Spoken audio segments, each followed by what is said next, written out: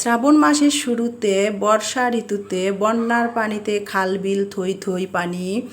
আর কবি রবি ঠাকুরের রচিত কদম ফুলের শুভেচ্ছা জানিয়ে শুরু করতেছি। হাই বন্ধুরা, আসসালামু আলাইকুম, কেমন আছেন আপনারা সবাই? তো আজকে আবারও হাজির হলাম আরেকটি ভিডিও নিয়ে আপনাদের মাঝে। এখন সকাল 7টা বাজে। তো সকালে ভাবলাম যে আজকে সুজির হালুয়া করব আর রুটি দিয়ে সকালের নাস্তা সেরে নিব।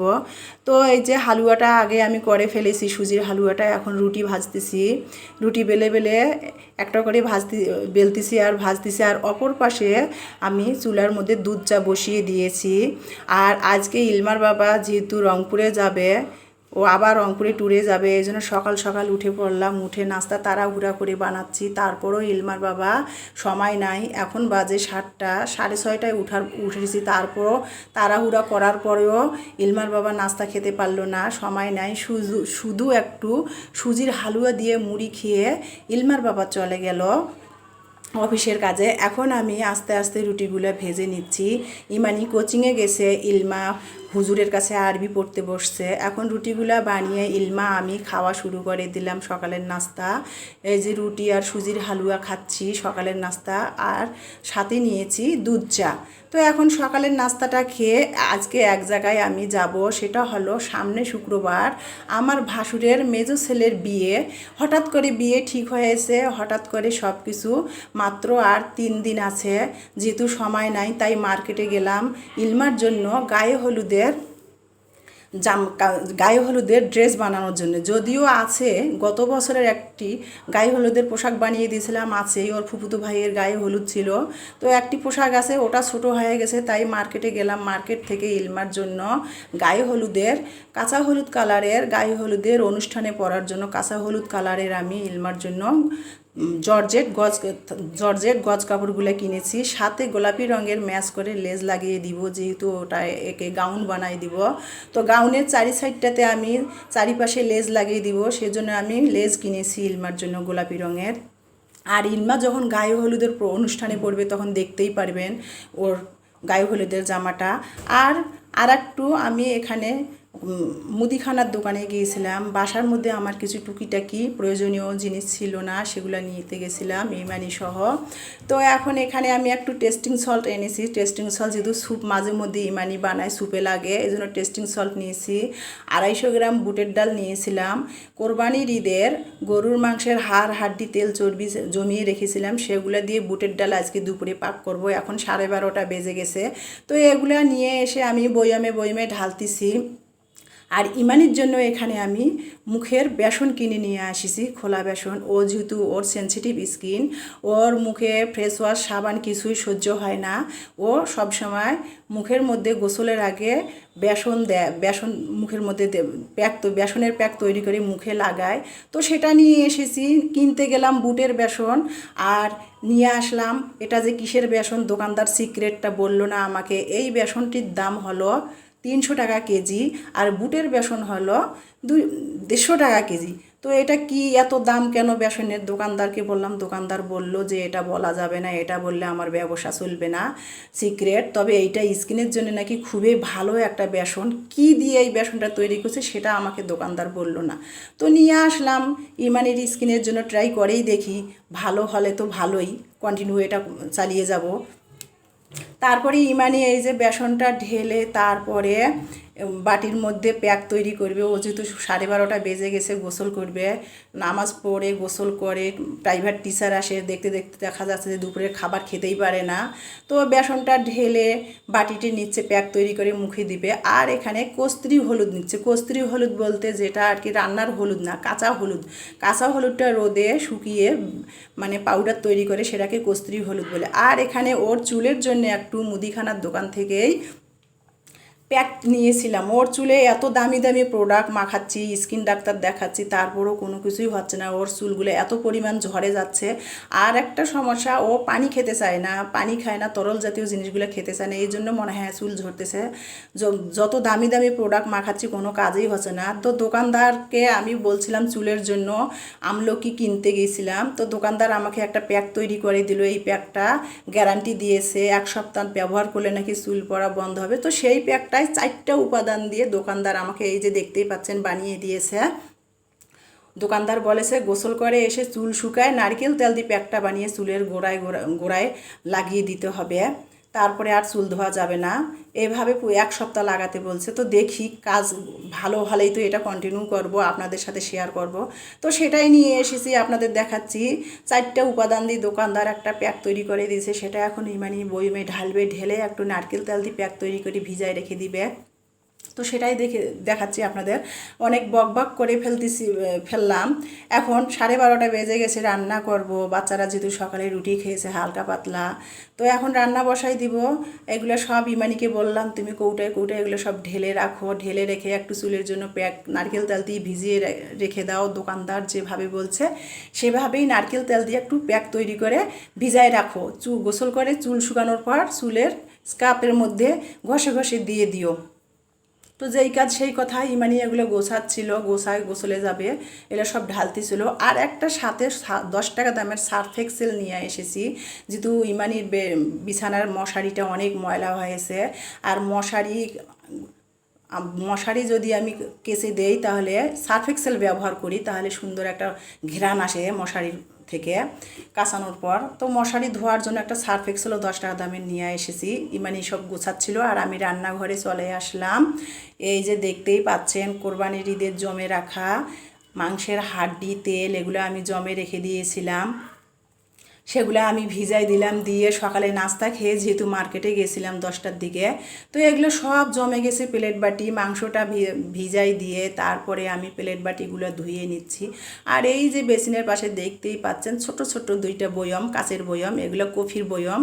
আমি এগুলো কফিগুলো খাওয়া হয়েছে, বয়মগুলো জমিয়ে রেখেছি। ইমানির বেসন বা হলুদ বা বিভিন্ন মুখের প্যাক বয়মগুলোতে রেখে দেয়, খুবই সুন্দর লাগে বয়মগুলো। আমি এই বয়মগুলোও ধুয়ে নিচ্ছি, যেহেতু এগুলোতে ও প্যাক রেখে দিবে, মুখের আর কি রূপটান রেখে দিবে।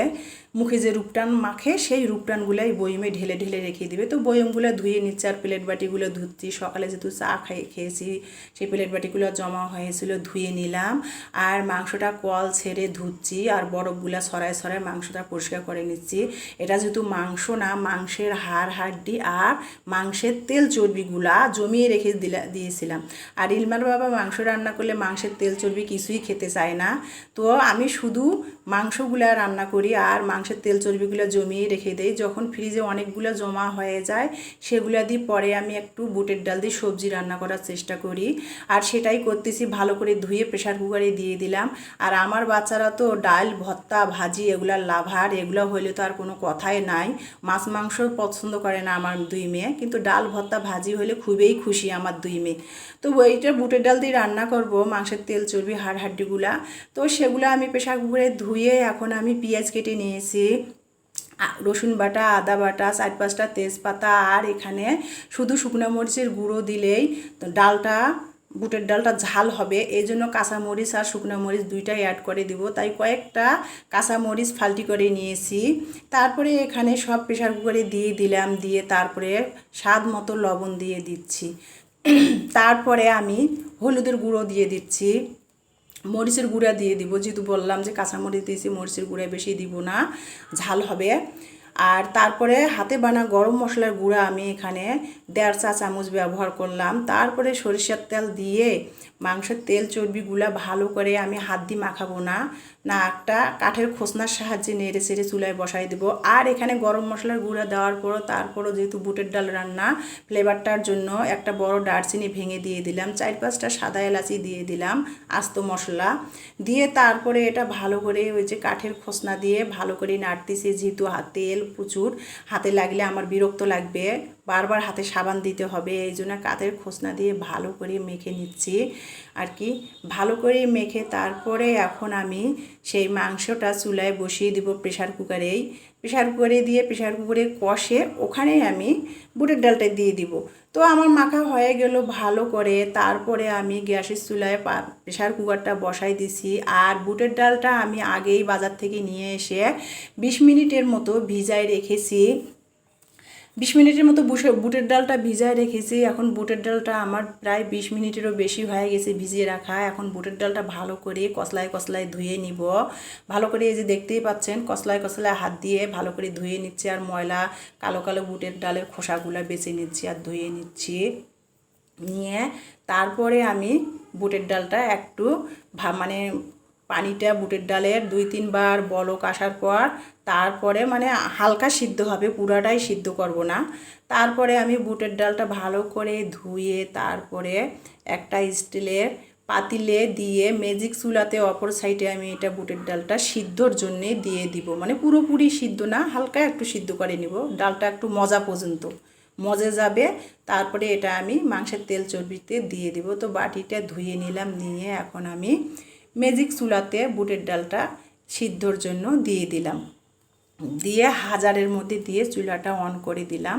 আর দেওয়া মাত্র 5 মিনিটের মধ্যে বুটের ডালটার বলক এসেছে। আর বলক আসার পর ফেনাগুলো এই যে দেখতেই পাচ্ছেন, ফেনাগুলো আমি তুলে তুলে ফেলাই দিচ্ছি। এগুলো ফেলাই না দিলে কেমন একটা ময়লা ময়লা, এটা ডালের ময়লাটা, এটা ফেলাই দিচ্ছি। আর ডালের পানিটা শুকে গেছে, আমি আঙ্গুল দিয়ে টিপি টিপি দেখতেছিলাম যে ডালটা বেশি সিদ্ধ হয়েছে কি না, নাহলে প্রেশার কুকারে আবার 2টা প্রেশার কুকারে হুইস দেওয়ার দিলে একবারে ডালটা গলে যাবে। তো ডালটা ভালো মাঝখানে একটু মানে শক্ত ছিল, মজে গেছে আর কি ডালটা, এক প্রকার কি সিদ্ধও হয় নাই আবার কাঁচাও না, এইরকম আর কি। ডালটা একটু সিদ্ধ করে নিয়েছি, নিয়ে আমার মাংসটা প্রায় 30 মিনিটের মতো ধরে আমি মাংসের হাড় হাড্ডি তেলটা কষিয়ে নিয়েছি প্রেশার কুকারে, মানে প্রায় সিদ্ধই হয়ে গেছে তেল চর্বিগুলা, তারপরে কষাতেই সিদ্ধ হয়ে গেছে। তারপরে এখন আমি বুটের ডালটা সিদ্ধ হয়ে গেছে, বুটের ডালটা সিদ্ধ করা বুটের ডালটা এখন ওই মাংসের মধ্যে দিয়ে দিচ্ছি।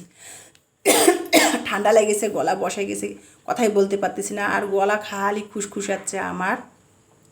সারাক্ষণ কাজ করি, গা ভেজা থাকে আর গা ঘামে আর ঠান্ডাটা বসে, গলা খুসখুসাচ্ছিল আমার। তো এইদিকে আমার বুটের ডালটার মধ্যে মাংসের মধ্যে বুটের ডালটা দিয়ে মাংসটা ভালো করে আর একটু 5-6 মিনিট কষায় নিচ্ছিলাম। কষায় নেওয়ার পর তারপরে এখানে আমি গরম পানিটা ব্যবহার করব। গরম পানি করে রেখে দিয়েছিলাম আগেই আমি।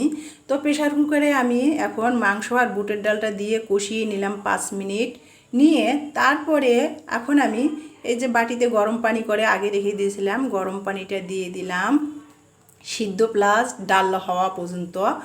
তো এখন গরম পানিটা দিয়ে এই যে দেখতেই পাচ্ছেন খুব সুন্দর একটা কালার এসেছে।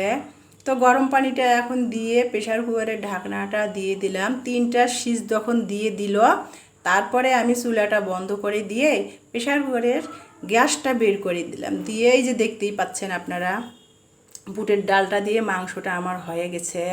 তো এখন আমি আর একটু ভালো করে নেড়ে চেড়ে এটা এখন আমি তেলানি দিব। তো তেলানি দেওয়ার জন্য এই যে দেখতে পাচ্ছেন, তেলানি দেওয়ার জন্য এখানে আমি আস্ত শুকনো মরিচ 3টা নিয়েছি, তারপরে পেঁয়াজ কুচি নিয়েছি, রসুন কুচি নিয়েছি, আর এখানে আমি আস্ত জিরা দিয়ে দিয়েছি। তো এটা ভালো করে আর সরিষার তেল দিয়ে দিয়েছি। আর এটা এখন ভালো করে আমি কড়াইতে ভালো করে নেড়ে চেড়ে লাল লাল করে ভেজে নিব। তেলানি দেওয়ার জন্য যেরকম আর কি বেরেস্তাটা করতে হয় সেরকম করে লাল লাল করে আমি ভেজে নিচ্ছিলাম। জিরা, রসুন, পেঁয়াজ আর হলো শুকনো মরিচটা ভালো করে লাল লাল করে তেলানির জন্য ভেজে নিচ্ছি। তারপরে এখানে আমি ভালো করে ভেজে নেওয়ার পর তারপরে এখানে আমি সেই বুটের মাংস দিয়ে বুটের ডালটা রান্না করে প্রেশার কুকারে রেখে দিয়েছি, সেটা দিয়ে দিব তেলানি। তো আমার এই যে হয়ে আসছে তেলানির জন্য এটা ভালো করে লাড়তেছিলাম, ভাজতেছিলাম আর কি তেলে।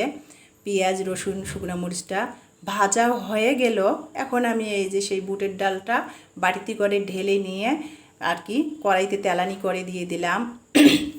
আর বুটের ডালটা বেশি আমি একবারে গালায়ও ফেলি নাই, আবার একবারে মানে আস্ত রাখি নাই, ভাঙা ভাঙা করেছি আর কি। আর এভাবে মাংস দিয়ে বুটের ডাল রান্না করে খেতে, মাংস বা মাংসের তেল চর্বি দিয়ে রান্না করে খেতে, ভাত দিয়ে, পরোটা দিয়ে, রুটি দিয়ে, যে যা দিয়েই আপনি খাবেন অনেক ভালো লাগে, অনেক ভালো লাগে খেতে।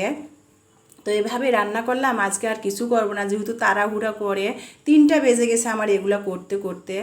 ইমানি এখন ভাত খেতেই পারবে না, স্যার চলে আসছে, ইমানি মাস্টার স্যারের কাছে পড়তে বসছে, ম্যাথের টিচার আসছে, ও অঙ্ক করতে বসে পড়ছে, আর ইলমাকে আমি খেতে দিয়েছি। তো আমার ভিডিওটা ভালো লাগলে প্লিজ ভিডিওটা সবাই দেখবেন। ভিডিওটা দেখার জন্য আপনাদের সবাইকে ধন্যবাদ। আল্লাহ হাফেজ।